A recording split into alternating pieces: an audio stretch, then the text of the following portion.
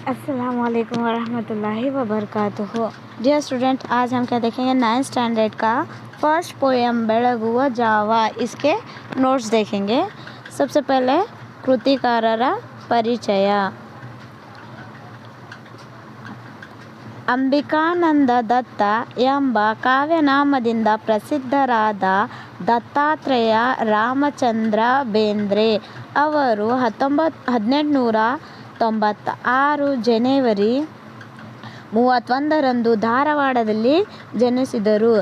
ಇವರು ಗಿರಿ, ಸಖಿಗೀತ, ಗಂಗಾವತರಣ, ನಾದಲೀಲೆ, ಅರಳು ಮರಳು, ನಾಕುತಂತಿ ಮುಂತಾದ ಕೃತಿಗಳನ್ನು ಬರೆದಿದ್ದಾರೆ. ಶ್ರೀಯುತರಿಗೆ ಕೇಂದ್ರ ಸಾಹಿತ್ಯ ಅಕಾಡೆಮಿ ಪ್ರಶಸ್ತಿ ಹಾಗೂ ಜ್ಞಾನಪೀಠ ಪ್ರಶಸ್ತಿ ದೊರೆತಿವೆ. ಪ್ರಸ್ತುತ ಕವಿತೆಗಳನ್ನು ವಿನಯ ಕವನ ಸಂಕಲನದಿಂದ ಆರಿಸಲಾಗಿದೆ. ये था आपका कवि परिचय। ये शॉर्ट नोट्स है ताकि इन बच्चों को जल्दी लर्न हो जाए ना।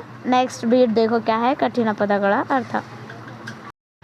ಊಷೆ ಮುಳುಗು, ಮುಂಜಾಗುವ, ಚಿಂತನ, ಯೋಗ್ಯ, ಯೋಚನೆ, ತಮ, ಕತ್ತಲು, ನಿಶೆ, ರಾತ್ರಿ, ಮುಂಪರು, ಬಾನು, ಆಕಾಶ, ಮರಳಿ, ಮತ್ತೆ, ಹಿಂತಿರುಗಿ, ಮಿಗಿಲು, ಹೆಚ್ಚು,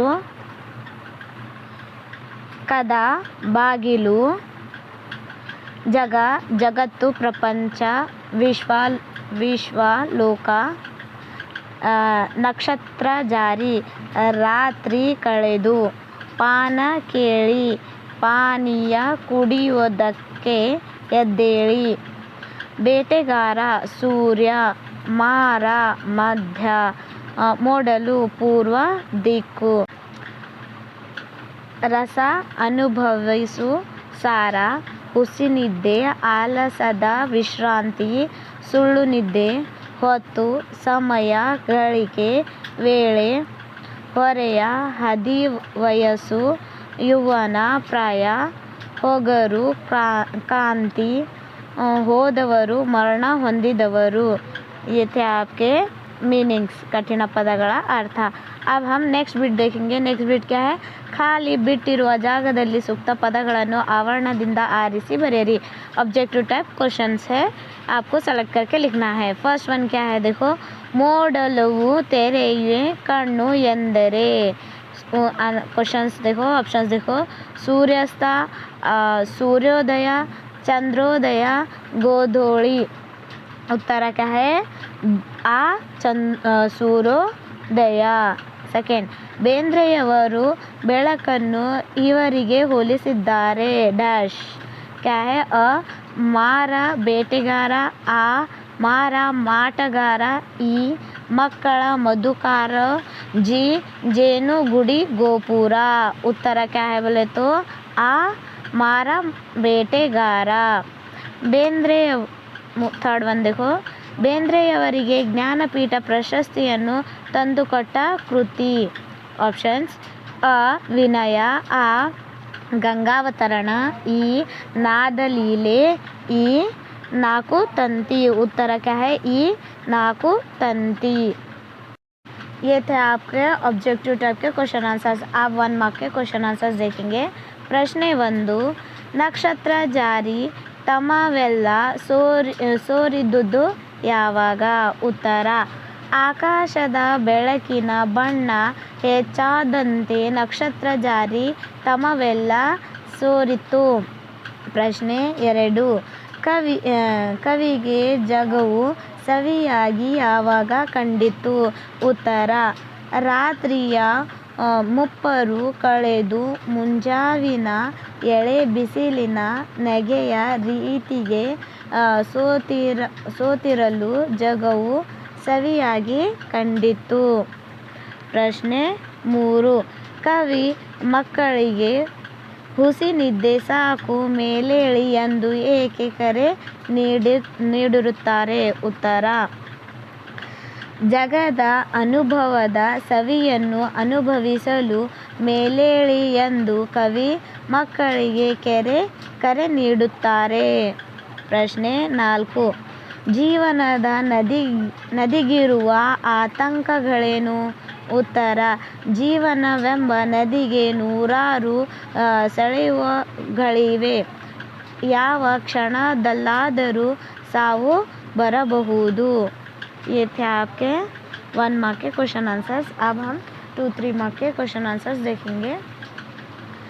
ಬೆಳಕೆಂಬ ಬೇಟೆಗಾರ ಬಂದಾಗ ಪ್ರಕೃತಿಯಲ್ಲಿ ಯಾವ ಬದಲಾವಣೆಗಳಾಗುತ್ತವೆ? ಉತ್ತರ देखो। ಬೆಳಕೆಂಬ ಬೇಟೆಗಾರನಾದ ಸೂರ್ಯ ಉದಯಿಸಿದಾಗ ರಾತ್ರಿಯ ನಕ್ಷತ್ರಗಳೆಲ್ಲ ಸೇರಿದು ಆಕಾಶದಲ್ಲಿ ಹೊಂಬಣ ಏರುತ್ತದೆ. ಗುಡಿ ಗೋಪುರಗಳ ಮೇಲೆ ಬಲಿ ಬೀಸಿದಂತೆ ಹೂಬಣ್ಣದ ಬಿಸಿಲು ಹರಡಿರುತ್ತದೆ. ಪ್ರಕೃತಿಯ ಉಲ್ಲಾಸಮಯ ವಾತಾವರಣ ಹೊನ್ನಿನಂತೆ ಕಾಣುತ್ತದೆ. ಪ್ರಶ್ನೆ 2. ಜೀವನದ ಸವಿಯನ್ನು ಸವಿಯಲು ತಡ ಮಾಡಬಾರದು ಏಕೆ?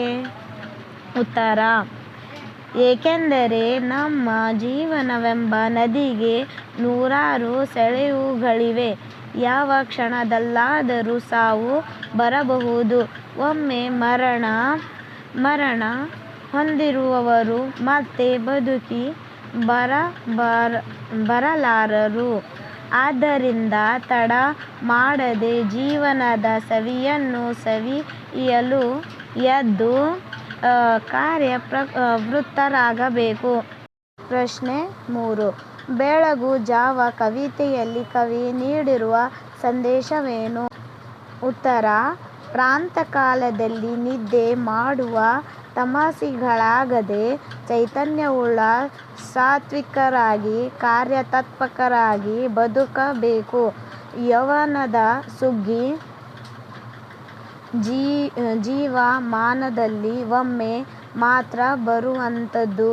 ಆದದ್ದರಿಂದ ಅದರ ಸದುಪಯೋಗವನ್ನು ಮಾಡಿಕೊಳ್ಳಬೇಕು ಎಂದು ಸಂದೇಶವನ್ನು कवि ನೀಡಿದ್ದಾರೆ. ये थे आपके 2-3 मार्क के क्वेश्चन आंसर्स।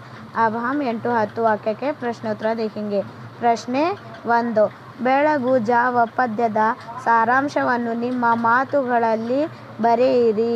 ಉತ್ತರ: ಕವಿ ಬೆಳಗುವ ಜಾವ ಪದ್ಯದಲ್ಲಿ ಚಿಕ್ಕವರು ದೊಡ್ಡವರು ಎಲ್ಲರನ್ನೂ ಎಚ್ಚರಗೊಳಿಸಿದ್ದಾರೆ. ಬೆಳಕು ಹರಿಯುತ್ತಿದ್ದಂತೆಯೇ ಪ್ರಕೃತಿಯು ಉಲ್ಲಾಸಮಯ ವಾತಾವರಣ ತೊರೆದುಕೊಳ್ಳುತ್ತದೆ. ಅಂತಹ ಸುಂದರ ಕ್ಷಣದ ಸವಿಯನ್ನು ಸವಿಯಲು ನಿದ್ದೆ ಆಲಸ್ಯಗಳನ್ನು ಎಲ್ಲರೂ ತೊರೆಯಬೇಕು. ರಾತ್ರಿಯ ನಕ್ಷತ್ರಗಳೆಲ್ಲ ಸರಿದು ಆಕಾಶದಲ್ಲಿ ಹೊಂಬಣ ಏರುತ್ತದೆ. ಗುಡಿ ಗೋಪುರಗಳ ಮೇಲೆ ಬಲೆ ಬೀಸಿದಂತೆ ಹೂಬಣ್ಣದ ಬಿಸಿಲು ಹರಡಿದೆ.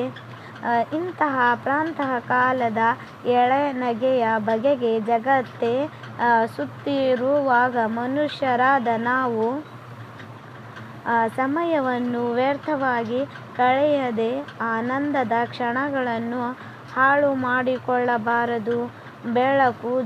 ಬೆಳಗು ಜಾವದ ಸವಿಯನ್ನು ಆನಂದಿಸಬೇಕು.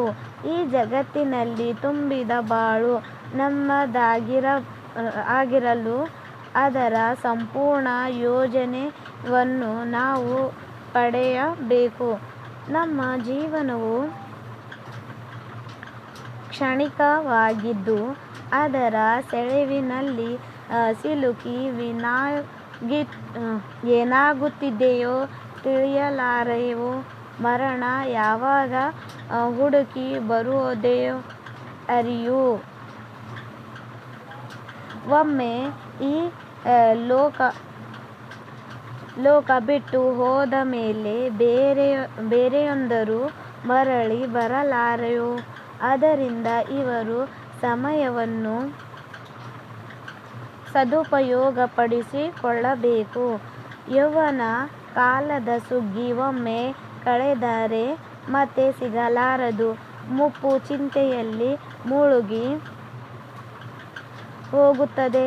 ಆದದ್ದರಿಂದ ಎಲ್ಲರೂ ಏಳಿರಿ, ಜಗತ್ತಿನ ಮತ್ತು ಜೀವನದ ಸವಿಯನ್ನು ಹಾಗೂ ಆನಂದವನ್ನು ಸವಿಯಿರಿ ಎಂದು ಕವಿ ಹೇಳಿದ್ದಾರೆ.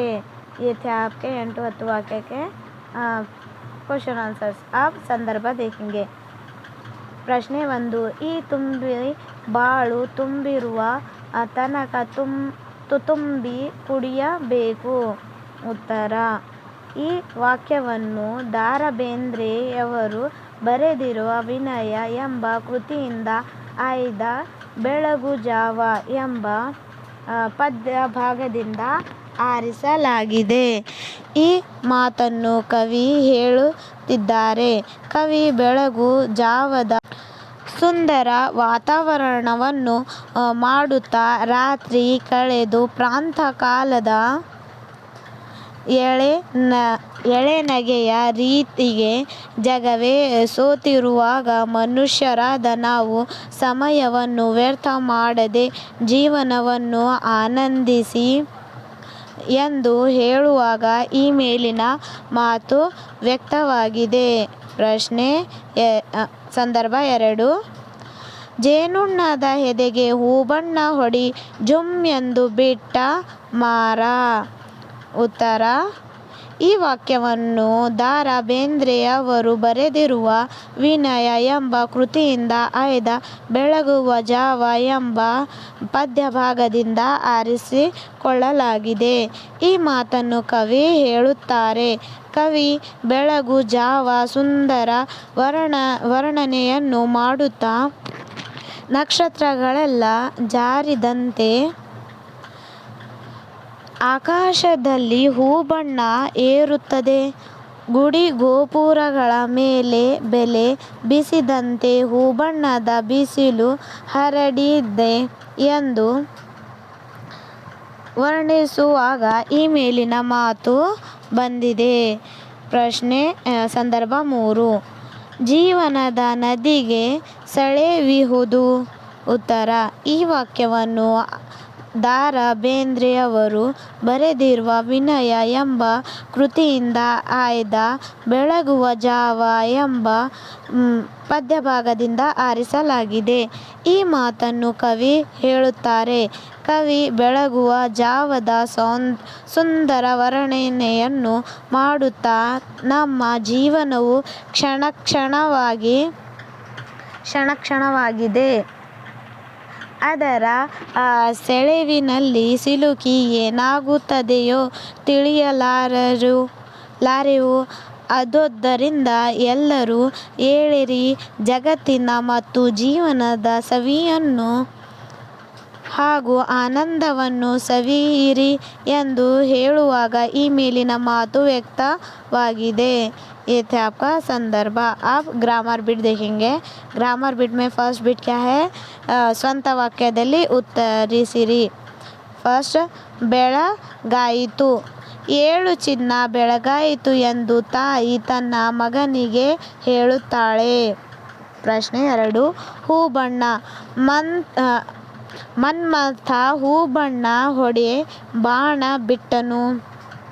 ಥರ್ಡ್, ಹುಸಿ ನಿದ್ದೆ. ಕೆಲವರು ಹುಸಿ ನಿದ್ದೆ ಮಾಡುತ್ತಾರೆ. ಬಲೆ ಬೀಸು. ಬಲೆಯನ್ನು ಬೀಸಿ ಮೀನು ಹಿಡಿಯುತ್ತಾರೆ. ಎಳೆನಗೆ. ಸೂರ್ಯನು ಹುಟ್ಟುವಾಗ ಎಳೆನಗೆ ಬೀರುತ್ತಾನೆ. ಸೆಕೆಂಡ್ ಬಿಟ್, ತತ್ಸಮ ತದ್ಭವ. ಬಣ್ಣ, ವರ್ಣ, ಕ್ಷಣ, ಚಣ, ಹರೆಯ, ಪ್ರಯ. ನೆಕ್ಸ್ಟ್ ಬಿಟ್, ವಿರುದ್ಧಾರ್ಥಕ ಅಪೋಸಿಟ್ ವರ್ಡ್ಸ್. ಏಳು, ಬೀಳು. ಬೆಳಕು, ಕತ್ತಲು. ಸರಸ, ವಿರಸ. ಸಹಕಾರ, असहकार. मुप्पु, यौवन. ये था आपका विरुद्धार्थक अपोजिट वर्ड्स. अब नेक्स्ट बिट, स्त्रीलिंग रूप. ये स्त्रीलिंग रूप बोले तो किसे बोलते मालूम है स्टूडेंट्स? मेल जो रहते मेल को फीमेल करना रहता उसको क्या बोलते? स्त्रीलिंगा. फीमेल्स को क्या बोलते? स्त्रीलिंगा. मेल्स को क्या बोलते? पुल्लिंगा. मेल्स को पुल्लिंगा बोलते मेल्स को, और स्त्रीलिंगा फीमेल्स को बोलते हैं। और जो नपुंसकलिंग रहता ये अदर्स को बोलते हैं। नपुंसकलिंग ये अदर्स को बोलते हैं। समझ में आ रहा? तो यहाँ पे इन्होंने क्या दिए, मेल में दिए। सो युवका बोले तो बॉय को बोलते हैं, मेल में दिए। इसे हम क्या करना, फीमेल से कन्वर्ट करना, युवती, युवका युवती। हाँ, नेक्स्ट महाराजा महारानी, ಗೆಳೆಯ ಗೆಳತಿ, सचिव सचिवे, अन्ना अक्का। ये था आपके ग्रामर बीट का लास्ट बीट। ये आप लोगों का फर्स्ट जो पोयम है बेळगुवा जावा, वो पोयम के सारे लेसन नोट्स है। आई होप ये लेसन नोट्स आपको हेल्प हो। Thank you.